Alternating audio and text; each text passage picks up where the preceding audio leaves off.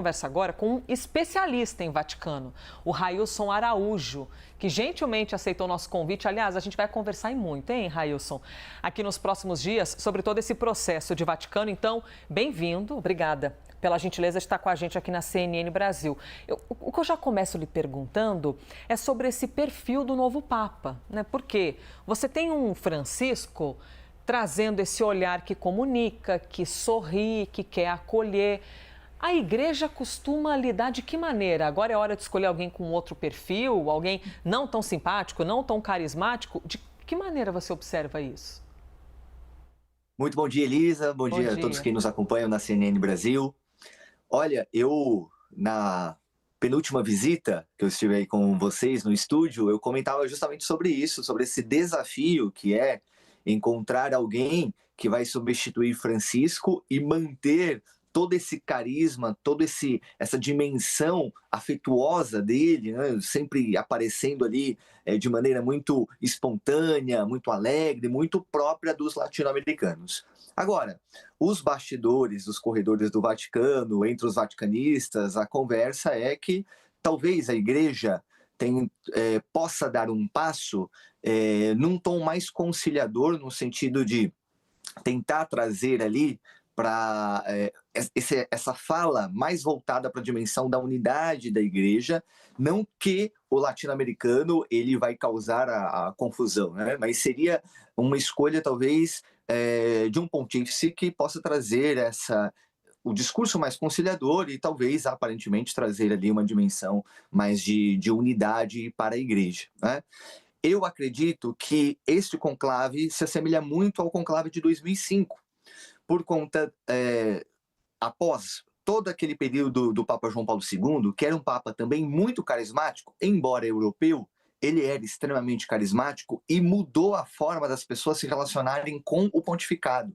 Então as pessoas iam a Roma, claro, como peregrinos, mas eles queriam ver o Papa e sempre criavam muita expectativa em relação às aparições públicas dele.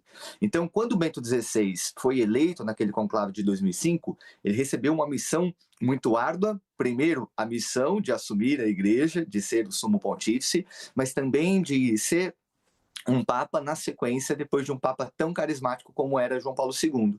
Então eu penso que o próximo, ele se enquadra justamente nessa dimensão desse peso, assim como o Bento XVI esteve lá em 2005, aquele que será eleito nos próximos dias também vai ter essa missão. Agora, é claro que a igreja ela não leva essa consideração do carisma como o elemento principal na escolha, não é isso, obviamente que não. Existem outros elementos ali que são colocados ali nas discussões, e isso está aparecendo, Elisa, nas congregações gerais, que é justamente esse momento no qual nós temos ali os cardeais com as suas falas, apresentando ali um perfil do que eles estão julgando ser necessário para o próximo pontífice. E essas congregações gerais têm tocado no tema da unidade, da colegialidade de toda a igreja, um tema que é muito quente, sobretudo para aqueles que pesquisam a igreja, o Vaticano, que é o tema da sinodalidade. Então, Francisco apertou bastante essa dimensão aí da sinodalidade, de uma igreja cada vez mais próxima, não só na dimensão do serviço, mas também trazendo para perto os leigos, aqueles que não receberam nenhum ministério específico. Então, essa dimensão também está sendo abordada aí nas congregações gerais e que provavelmente eles estão apresentando ali como um elemento que é importante para traçar o perfil do novo Papa.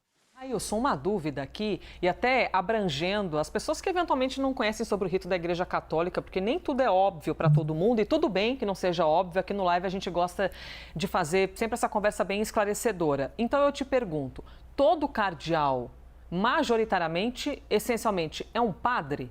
E quando eu falo padre, é assim, cuidou de uma igreja, a igreja da comunidade, realizou as missas, batizou um monte de gente, fez casamento. Todo mundo é essencialmente padre, aí vai subindo numa escala de importância até um dia, quem sabe, tornar-se cardeal? Excelente pergunta.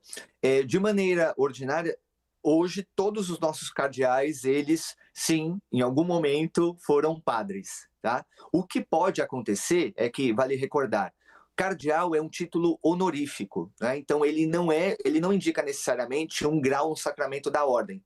Quando a igreja fala, por meio da sua doutrina, dos graus do sacramento da ordem, é diaconato, presbiterato e o episcopado. Por isso que o Papa Francisco se apresentou lá no 13 de março como o bispo de Roma, porque o Papa é exatamente isso. É o bispo que está ali, governa toda a igreja, mas ele é o bispo da diocese de Roma. Então são esses os 3 graus da ordem. Então o cardinalato, ele é um título honorífico, então é uma forma de você homenagear um sacerdote ou um bispo. Então, muitas vezes, ocorre em diversos momentos da igreja, você tem um cardeal ali que é criado cardeal com mais de 80 anos. E aí alguém poderia pensar, mas ele não vai trabalhar mais, não vai poder receber voto, não vai votar. Pois bem, porque ele está recebendo uma homenagem da igreja. E dentro desse processo de homenagem, esse sacerdote, ele pode ser criado cardeal mesmo sem ter sido ordenado bispo. Então, ele pode saltar, vamos dizer assim, de padre para cardeal sem ser necessariamente bispo. Mas todos aqueles que estão envolvidos no conclave, estes 133, esse grupo que vai formar 133, né? Recebemos agora a informação que já temos 124 em Roma. Todos eles foram padres, depois foram ordenados como bispos, ou seja, serviram numa paróquia, depois começaram a servir à frente de uma diocese como bispo titular ou bispo auxiliar, e depois receberam o barrete cardinalício. Então nós temos os cardeais que trabalham diretamente em Roma, que é o caso do secretário de Estado, o cardeal Pietro Parolin. E nós temos os cardeais que seguem servindo a sua igreja local, seguindo na sua diocese, como os nossos cardeais brasileiros. Então, Dom Dielo Scherer é um cardeal, mas que serve como arcebispo da Arquidiocese de São Paulo. Dom Jaime Spengler, cardeal que serve a igreja de Porto Alegre e também está à frente da CNBB e à frente do CELAM, que é o Conselho dos Bispos da América Latina. Railson Araújo, dando aquela baita explicação. E que bom, assim, poder lhe perguntar essas coisas, Railson, porque para muita gente é uma obviedade, nossa, isso na escola a gente já aprendeu, não sei o quê. Mas tem um monte de gente que não acompanha o rito e que eventualmente é batizado, mas não pratica, não vai à igreja, ou que também é de outra religião, ou até mesmo ateu, né? E não tem acesso a esses detalhes. Railson, estaremos juntos, hein? Vários dias, várias entrevistas. Acho maravilhoso, ainda mais que estou vendo uma cuia aí do teu lado, tá bom? Ou seja, que gostas de um chimarrão, a cuia e a bomba, né? Que quem vai tomar o chimarrão, às vezes não conhece, vai lá e põe a mão na bomba, né? A gente fala assim, gente, não pode colocar a mão porque não é canudo, né? Tem tudo isso. Não é canudo ali a bomba para tomar o chimarrão. Muito obrigada. Railson Araújo, especialista em Vaticano. Até breve, hein? Falaremos mais vezes, até o dia do conclave. Até. Obrigado, Elisa. Mas que fique claro, eu sou pernambucano, tá? Pernambucano? Não, acredito. Então eu vou guardar essa pergunta para a nossa próxima entrevista, para conhecer um pouquinho mais da tua caminhada dentro do teu conhecimento de Vaticano. Obrigada, Railson.